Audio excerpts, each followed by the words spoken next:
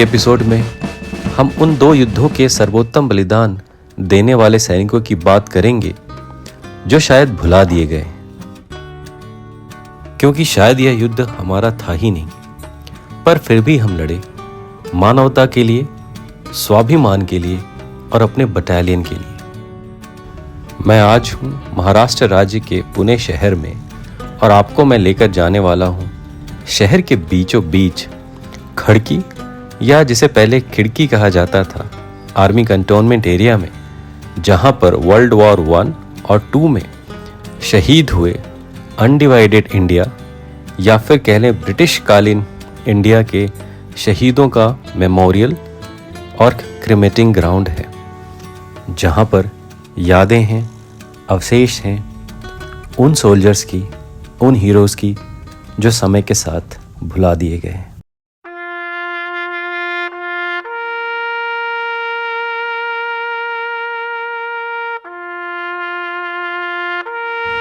यह है खड़की war cemetery, जो कि पूना शहर के बीचों बीच मूथा नदी के रिवर बेड पर मौजूद है, जहां पर 1668 ग्रेव्स हैं। वैसे तो इसकी शुरुआत वर्ल्ड वॉर 2 के फॉलन सोल्जर्स के प्रतीक के रूप में हुई थी, जहां पर उनके अवशेषों को रखा गया था, पर बाद में लगभग 629 वर्ल्ड वॉर 1 के सर्विसमैन के अवशेषों को भी यहाँ मुंबई की सिवरी सेमेट्री से शिफ्ट किया गया। इस सेमेट्री के बारे में और बात करने से पहले मैं आपको बताता हूँ कि मॉडर्न वर्ल्ड के सबसे पहले वॉर यानी वर्ल्ड वॉर 1 का हमारे ऊपर क्या असर हुआ था। इंडियन आर्मी, जो कि उस वक्त ब्रिटिश इंडियन आर्मी कहलाती थी, ब्रिटिश इंडिया की तरफ से वॉर में पार्टिसिपेट किया। मल्टीपल सोर्सेस के अनुसार लगभग 10 लाख भारतीय सैनिकों ने युद्ध में हिस्सा लिया और लगभग 60,000 सैनिक शहीद हुए।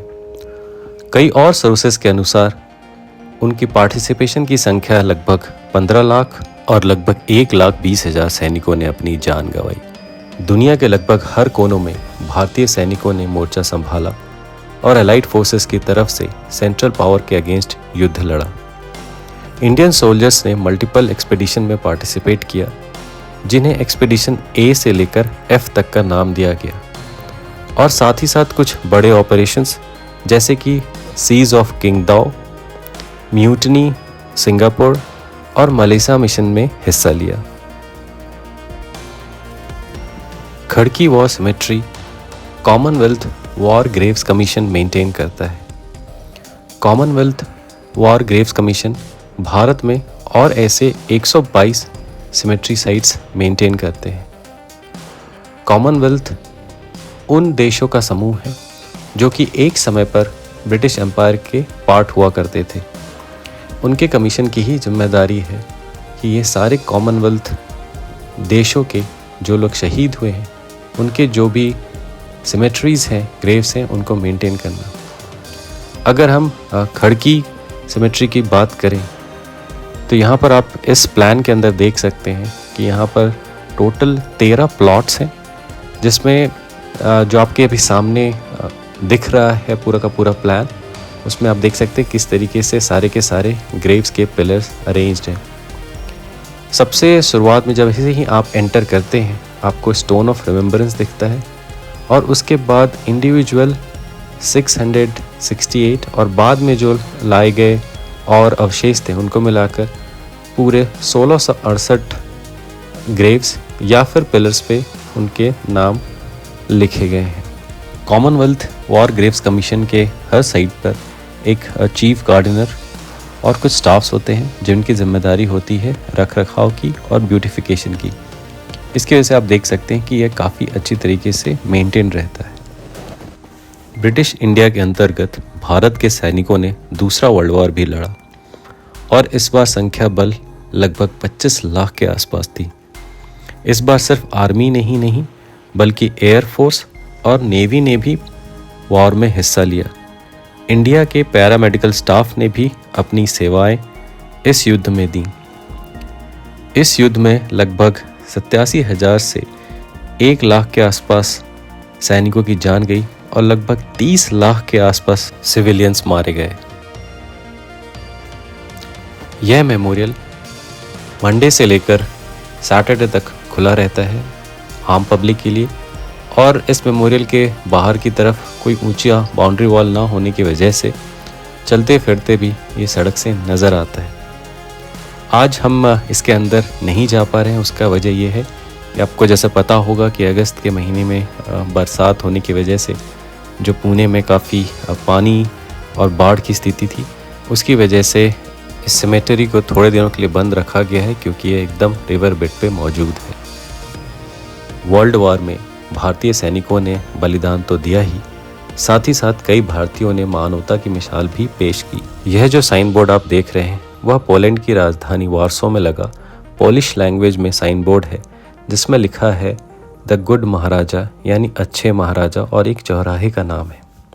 1942 में महाराजा जाम साहिब श्री KS दिग्विजय सिंह जी, जो कि नवानगर के महाराजा थे, उन्होंने रिफ्यूज़ दिया था पॉलिश चिल्ड्रंस को, जिन्हें USSR से लाया गया था। गुजरात के नवानगर प्रिंसली स्टेट के महाराजा ने न सिर्फ इन बच्चों को रिफ्यूज़ दिया, बल्कि एक तरह से इन सबको गोद लिया और इनका पूरा ध्यान रखा। 2016 में राजा साहब की मृत्यु के लगभग 50 साल बाद पोलैंड की पार्लियामेंट ने उन्हें यूनानिमसली ऑनर किया अनाथ पोलिश बच्चों को संरक्षण देने के लिए। राजा KS दिग्विजय सिंह जी के रिकॉग्निशन में गुड महाराजा स्क्वायर नाम दिया गया पोलैंड के एक प्रसिद्ध चौराहे का, जिसका साइन बोर्ड मैंने आपको पहले दिखाया था। 1971 के बाद जब प्रिंसली स्टेट्स अबॉलिश हो गए, उसके बाद नवानगर प्रिंसली स्टेट तो नहीं रहा, लेकिन राजा KS दिग्विजय सिंह के मानवता के किस्से आज भी पोलैंड में और हर जगह सुनाए जाते हैं। कॉमनवेल्थ वॉर ग्रेव्स कमीशन जो 122 ग्रेव साइट्स इंडिया में मेंटेन करता है, उसमें खड़की एक मेजर सिमेट्री है। वैसे तो पूरे भारत में ये सिमेट्रीज लगभग फैले हैं, लेकिन कुछ बड़े लोकेशंस पे जैसे पूना या दिल्ली में ज़्यादा बड़े वॉर सिमेट्रीज मौजूद हैं। आपको शायद ये इस बात का पता तो होगा ही कि इंडिया गेट का निर्माण भी वर्ल्ड वॉर 1 में शहीद हुए भारत के सैनिकों के सम्मान में ही बनाया गया था, जिसको एडविन लुटियंस ने डिज़ाइन किया था। बाद में बांग्लादेश लिबरेशन वॉर के बाद 1972 में इसमें कुछ स्ट्रक्चर्स और ऐड किए गए और अमर ज्योति जलाई गई। इस एपिसोड के ऊपर रिसर्च करते वक्त और इस एपिसोड को बनाते वक्त मेरे जहन में 2 सवाल ज़रूर आए, जो आपके सामने मैं रख देता हूँ। क्या ब्रिटिश और अलाइड फोर्सेस अपने अपोजिशन को हरा पाते अगर इतनी संख्या में भारतीय सैनिक जंग में नहीं उतरते तो? और दूसरा, जब भी वर्ल्ड वॉर 1 या वर्ल्ड वॉर 2 की बात होती है तो इंडियन सोल्जर्स के कंट्रीब्यूशन का जिक्र क्यों नहीं होता? पर चलिए, कोई बात नहीं, हमें तो इस बात से खुशी होती है कि भारत का हर व्यक्ति अपने डिफेंस फोर्सेस को, अपने भारतीय डिफेंस फोर्सेस के ऊपर फ़ख्र करता है, और हमें हमेशा इस बात का गर्व रहेगा कि पहले वर्ल्ड वॉर में और दूसरे वर्ल्ड वॉर में विश्व शांति के लिए भारत की सेना ज़मीन पर उतरी और उन्होंने विश्व में शांति कायम रखने के लिए वर्ल्ड पावर्स का मदद किया। इसी के साथ इस एपिसोड को समाप्त करते हैं। जय हिंद, जय भारत, और आपको स्वतंत्रता दिवस की हार्दिक शुभकामनाएं।